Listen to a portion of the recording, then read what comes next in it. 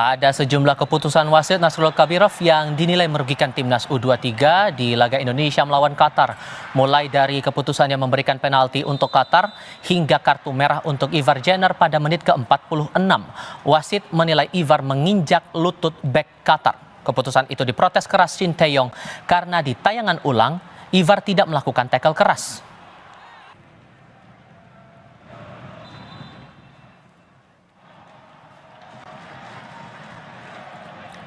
Setelah mendapat kartu merah, gelandang timnas Indonesia U23 Ivar Jenner menumpahkan kekesalannya via media sosial. Di video story Instagram, Ivar mengunggah momen saat dia dianggap melanggar. Ia menambahkan emotikon tertawa dan badut terhadap reaksi berlebihan pemain Qatar yang menyebabkan ia di kartu merah.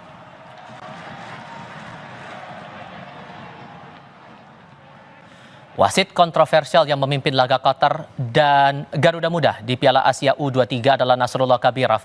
Nasrullah Kabirov berusia 38 tahun, asal Tajikistan.